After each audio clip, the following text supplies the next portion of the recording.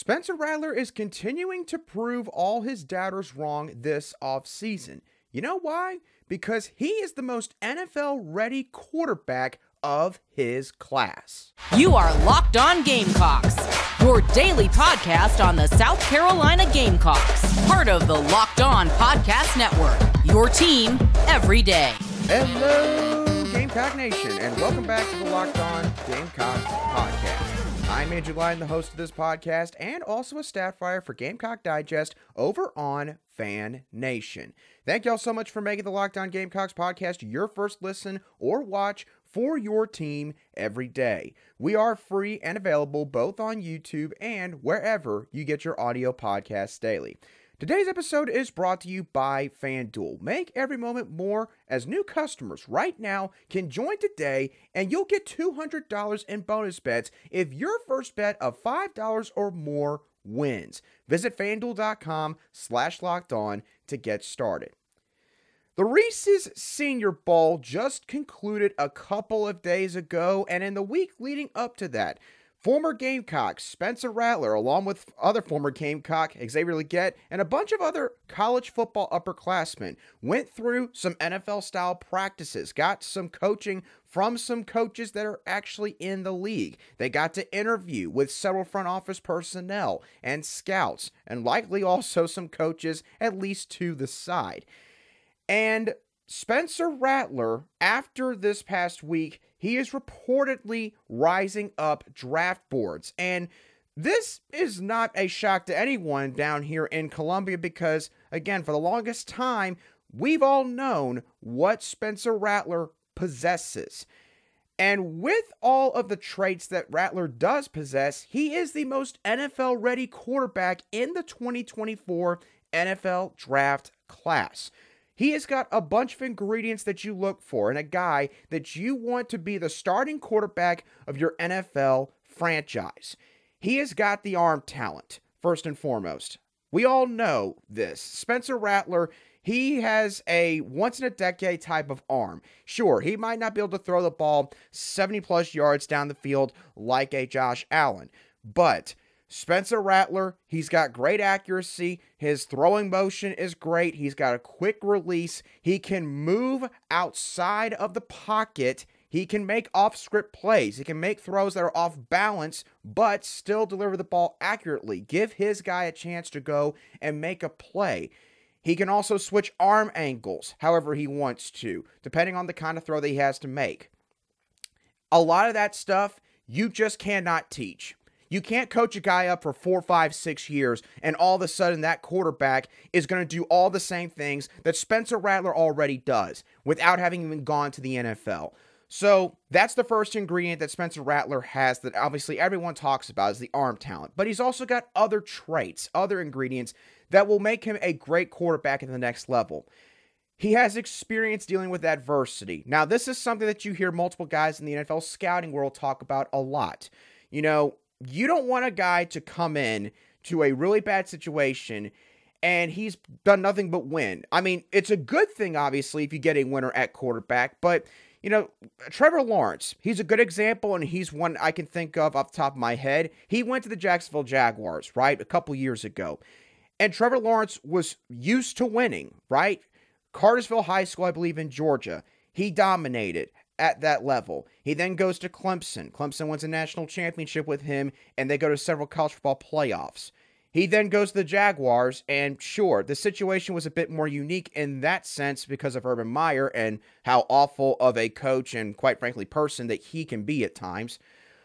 But Trevor Lawrence, you know, it took him a while to get things going because it was his first time in a very long time, or maybe ever, that he had dealt with adversity in his football career. Spencer Rattler's already dealt with that. Getting benched at Oklahoma, being forced to have to basically pick up and move elsewhere, going into the SEC for a team like South Carolina that, sure, always has some solid individual talent at certain spots, but they're never known for being one of the most talented teams collectively in the entire league. And of course, 2023, it didn't always go Spencer Rattler's way despite how well he was doing individually, the team did not have a great season. So he has dealt with adversity, and that has led to maturity, a maturation process unfolding with Spencer Rattler, and he's also more humble. These people that continue to say that he's this arrogant guy that is a selfish teammate, clearly they've been living under a rock the past 6 years. Sure, maybe back then there were certain traits that you would not have liked about Spencer Rattler, the person, but I would say that Spencer Rattler, he's been humbled a great deal. And if the recent interviews that he's done with several people doesn't show that, then I really don't know what else you have to see in order to come to that conclusion. Another ingredient that he has, something that not very many quarterbacks in his class have, he has experience in a pro-style system. 2022 under Marcus Satterfield, and this past fall under Dow Loggins. Now, obviously, if we want to talk about which coach really made him better, we are going to automatically point to Dow Loggins. Dow Loggins, with all the experience he brought from the NFL ranks heading into this past fall, he clearly helped out Spencer Rattler a lot. And it says a lot that Spencer Rattler had a better season, statistically, and he probably had less talent around him at the skill positions in 2023 compared to the previous season. But at the same time, you do have to give Marcus Satterfield at least a little bit of credit for the sense that he did push Spencer Rattler out of his comfort zone a little bit. You know, going from an air raid system where sometimes you just got to make 1 or 2 reads and then get rid of the football. It's very, very different from a pro-style system where you got progressions you got to go through. There are certain things in the pocket that you're expected to do. And yes, at times, maybe Satterfield pushed Rattler out of his comfort zone in a negative sense, but he also did in a positive sense as well, and he does deserve some props for that. And that did force Spencer Rattler to grow and adapt as a quarterback. The last thing I want to discuss is his leadership qualities. It kind of goes back to my point earlier about his maturation process and being more humble. Spencer Rattler never pointed the finger at other players on this team when he was at South Carolina. When bad games unfolded, when maybe he had a subpar night, he was more than willing to admit, hey, I probably have a few throws and a few sacks that I took that I would like to get back from tonight's game. He also defended players at times when maybe they quite frankly didn't deserve to be defended, when they obviously were a unit that was holding the team back, especially in 2023. Spencer did all of that. And then in the Senior Bowl, during practice this past week, you see Spencer Rattler go through a drill with a certain receiver, maybe from Georgia, a Lad McConkey or a Marcus Rosemy-Jack Saint, and they come running back, and he's high-fiving them as they come back saying, hey, great job. I obviously did not see all the other quarterbacks, so I'm not saying Rattler was the only one, but he made it a point to interact with the guys, to talk with them, and from what I also saw, he was one of the only guys out of that quarterback group that was down in Mobile this past week that took time after practice to sign autographs and chat with fans who had come down there to watch these guys in practice. That says a lot about Spencer Rattler and how he's going to be a great ambassador for whichever franchise drafts him in April. And I get it. He probably won't get drafted in the first round. Heck, he might not get drafted in the second round. That doesn't mean that Spencer Rattler is a worse quarterback than the other guys that might get drafted ahead of him. It is why he is the most NFL-ready quarterback in this class. The only thing he doesn't have is prototypical size. He's not 6'3", 6'4", whatever. Just because you're barely 6 foot doesn't mean you can't be successful in the NFL. So Spencer Rattler, I'm happy for him. I think Gamecock Nation is happy for him because, again, everyone down here has known this for a very long time now. And I think that I speak for everyone when I say we're glad to see that some other folks are finally waking up to the fact that Spencer Rattler has changed a lot in a great way as a football player and also as a person, which is why whoever drafts him in a couple months' time is going to be a big winner in the 2024 NFL Draft. Now, we got a big basketball game coming up later tonight for Lamont Paris and the Gamecocks as they'll be taking on the Ole Miss Rebels. We're going to discuss that game later, but we also got to discuss the circumstances surrounding this game, considering the fact that this is the first time all season that South Carolina is entering a game as a ranked team. And that's going to lead to a new kind of pressure being placed on the men's basketball team for South Carolina. I'll discuss why that will be the case in just a couple moments right here on Locked On Gamecocks. Today's show is brought to you by FanDuel. Now, we are officially less than 7 days away from Super Bowl 58, so I know a lot of you are probably getting really excited, and FanDuel is offering you a bunch of specialty bets for you to go ahead and take a look at what all could happen in this upcoming Super Bowl. And one of these specialty bets is the color of the first Gatorade that's poured on the winning head coach of Super Bowl 58. They got a bevy of different colors from green, lime, yellow, you name it. But they've also got purple and red/pink on there. The purple odds are set at plus 380, and the red/pink odds are set at plus 490. Why do I bring those two up? There was a massive conspiracy around the color of the logo for Super Bowl 58. A lot of people therefore thought that, hey, the Chiefs and Ravens are going to meet up, and if that's the case, that's proof that the NFL is rigged, that there is a script. So, if you're interested in maybe branching off of that conspiracy and looking further into this with the Gatorade color, then I would definitely recommend you go look at those two odds right there. Not only can you bet on who will win Super Bowl 58, but FanDuel also has bets for who will be the MVP, how many points will be scored, and so much more. So new customers, join today and you'll get $200 in bonus bets if your first bet of $5 or more wins. Just visit FanDuel.com/lockedon to sign up. That's FanDuel.com/lockedon. Make every moment more with FanDuel, an official sportsbook partner of the NFL. Welcome back to this Tuesday edition of the Locked On Gamecocks podcast, where we cover your South Carolina Gamecocks every single day. And as always, I really appreciate each and every one of you everydayers who made the Locked On Gamecocks podcast your first watch on YouTube or your first listen wherever you get your audio podcasts daily. South Carolina's men's basketball team is finally ranked. As the polls came out on Monday afternoon, it was discovered that South Carolina is 15th in the AP Top 25 poll and 20th in the USA Today Coaches Poll. By the way, shout out to the Locked On College Basketball crew. I have definitely sent them a few messages during this season, trying to say, hey, take a closer look at South Carolina and what they're doing right now. And they were the first out of all three of those polls to actually rank the Gamecocks. So please be sure to give some love to those guys over there, Isaac Shade and Andy Patton. Those guys do a great job over on that podcast. But to get back to this discussion here, South Carolina being ranked is great because it is rewarding to the players that they're finally being recognized for all the hard work that they've put in this season and all the wins that they've racked up. But there is a flip side to this coin. South Carolina is now going to be under a new or different kind of pressure from this point moving forward. Because think about the metamorphosis of the perception of South Carolina over the past 4 or 5 months. SEC Media Day this past October, I want to say. They were voted, of course, as everyone now knows, the worst team in the SEC. They were projected to finish last in the conference this upcoming season. Then they were kind of viewed as a fool's gold team. Well, that's just great. They're kind of 10-1 right now, but their non-conference schedule was super weak. And so a lot of people just still did not take them seriously. Then they continued to win, even as SEC play started. And so South Carolina was viewed as a middle-of-the-pack team. Okay, well, maybe they're a bit better than we gave them credit for, but they're still not going to contend with the Kentuckys and the Tennessees and the Auburns of the world. And then South Carolina turned around. They beat number 6 Kentucky at home. Not even beat, they trounced them, basically, in a basketball sense. And they went and upset Tennessee up in Knoxville a week from today. This past week, I should say. So now, South Carolina is not only ranked, but they are viewed as a legitimate contender for the SEC regular season title and, unless they collapse over the next few weeks, a surefire NCAA tournament team. That is where this team is now, as far as their perception is concerned.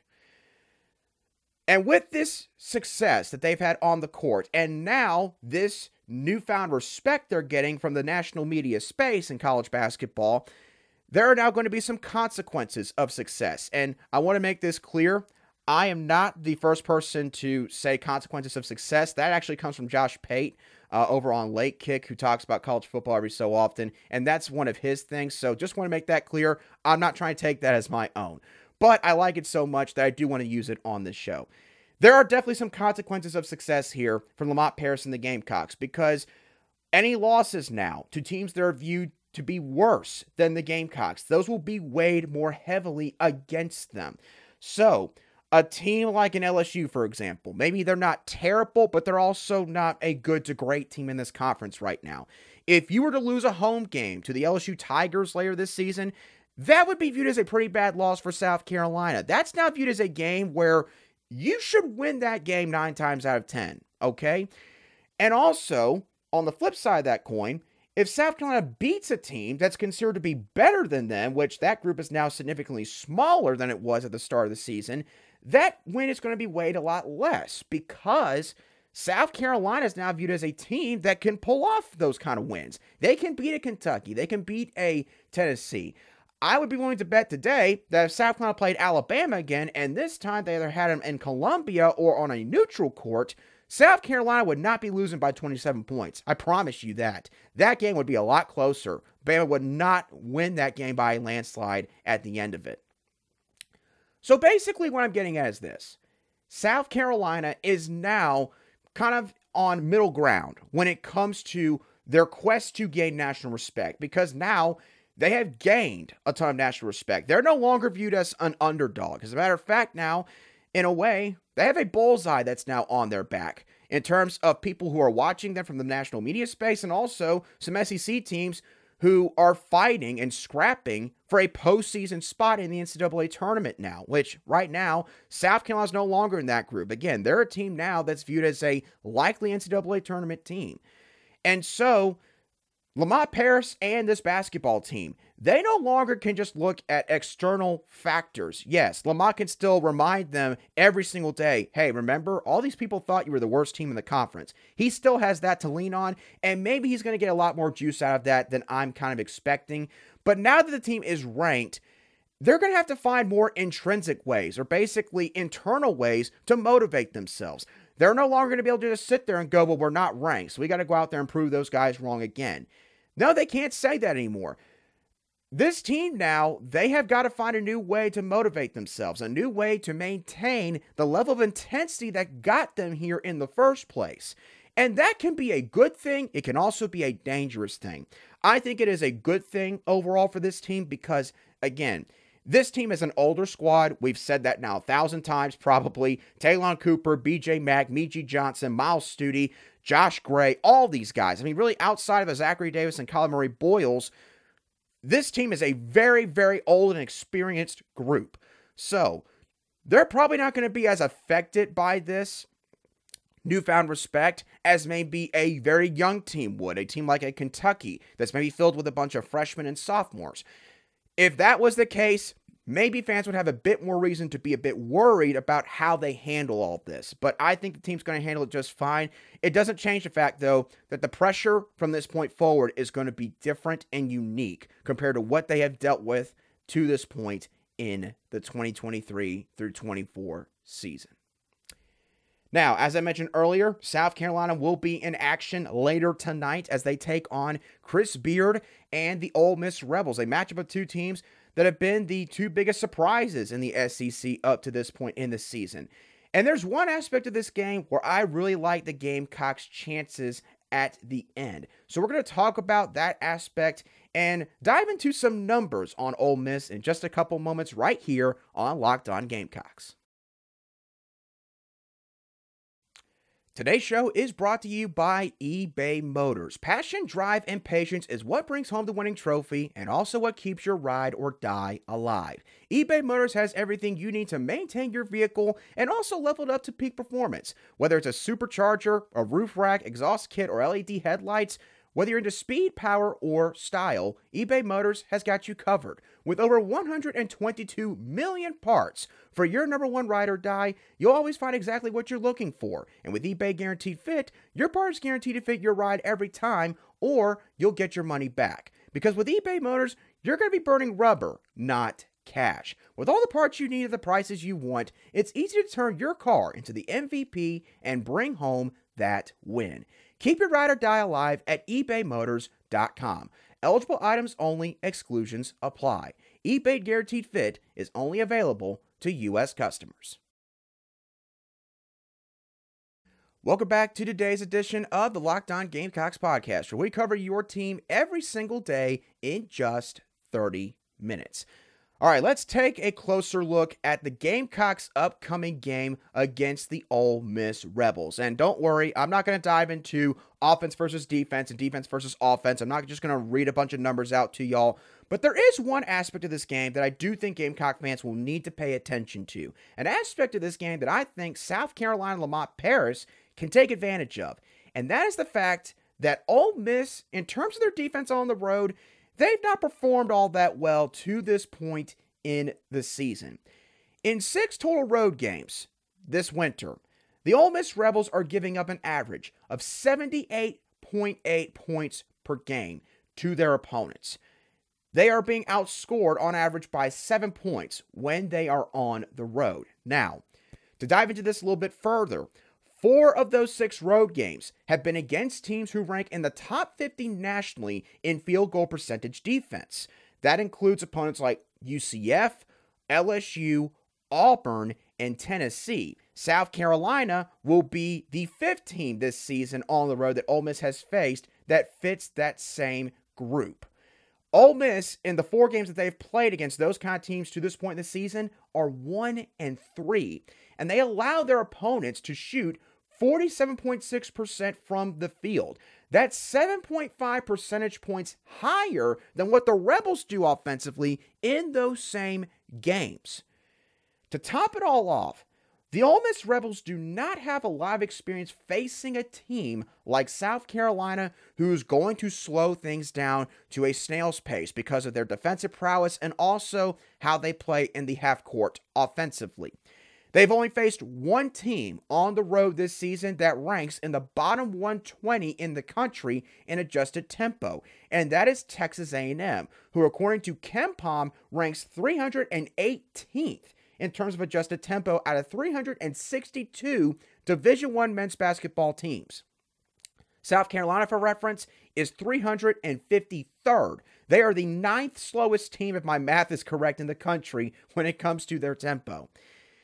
And the thing that I did note about that last bullet point there is Ole Miss did defeat the Texas A&M Aggies. I believe the final score of that game was actually 71-68. So Ole Miss was held to a lower point total than they're used to when they're playing at home for comparison's sake. But A&M just was not able to hit a bunch of shots on that night, and that was a bit of an outlier performance for the Rebels in terms of efficiency and volume when it came to their three-point shooting, because they made 41.7% of their three-point shots, or 10 of their 24 attempts. Against the other teams that I talked about earlier, Auburn, LSU, and Tennessee in the SEC, Ole Miss shot 23.5% against Auburn, they shot 25% against LSU, and they shot 37.5% against Tennessee when it came to three-point shooting.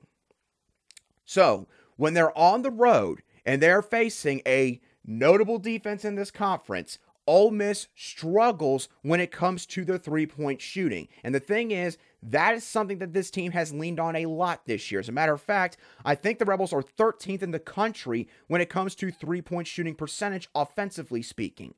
So in this game, South Carolina, obviously, they're going to have to account for that. Ole Miss has a balanced scoring attack in their starting lineup. They have at least 4 players that average 12 points per game or more. That is led by Matthew Morrell, who Gamecock fans might be familiar with because South Carolina played against Matthew Morrell when they played Ole Miss this past season, I believe on 3 different occasions.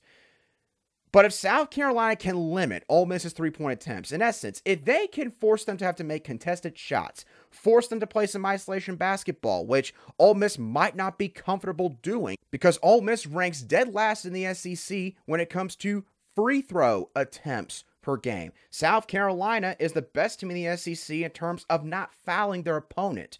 So, the Rebels are going to probably be forced to have to make a lot of shots far away from the basket. That plays in the favor of South Carolina, if you ask me. And then offensively speaking, South Carolina, they have faced teams before that are not very good defensive teams. Kentucky's a good example. I believe that they ranked in the 90s in terms of defensive efficiency, according to KenPom, when the Gamecocks played the Wildcats a couple weeks back. And we all saw what happened in that game. Kentucky, they just could not stop South Carolina defensively. I kind of view Ole Miss as a team of a similar ilk, the only difference being that Ole Miss is willing to kind of play at a slower pace. That is something also to watch in this matchup. But when you look at this entire game and you look at how these teams match up against one another, in my opinion, in this league, in this sport, just like football, defense has to travel for you if you want to win games like this.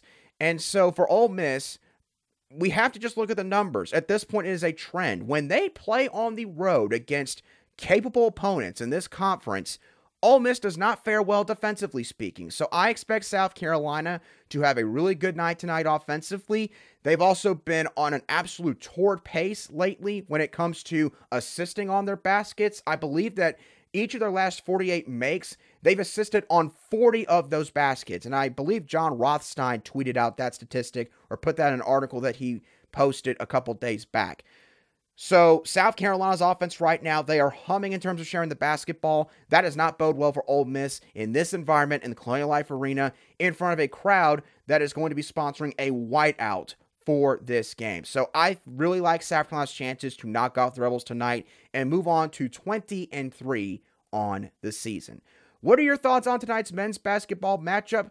What do you think South Carolina's going to deal with in terms of the kind of pressure they'll be facing moving forward now that they're ranked? And what are your thoughts on what Spencer Rattler did down in Mobile this past week and how he's proving all of his doubters wrong? Let me know your thoughts down below in the comments section if you watch today's show on YouTube, or you could shoot me a direct message on X at @ALion_SC if you listen to today's show on an audio podcast app. But as always, thank you all so much for tuning in, and I sincerely apologize for how late this show's coming out today. I know good and well that that's not good enough. Y'all deserve way better than that. I've been really bad about that recently. I promise y'all, I'm going to really try my hardest to nip this in the bud and make sure this does not keep happening. That's on me, 1000%. Just wanted to make that clear before I exited today's show. But with that being said, thank you for tuning in. As always, have a great rest of your Tuesday and enjoy the game tonight if you are going to the CLA. I'll be sure to catch y'all on the next show of the Locked On Gamecocks podcast.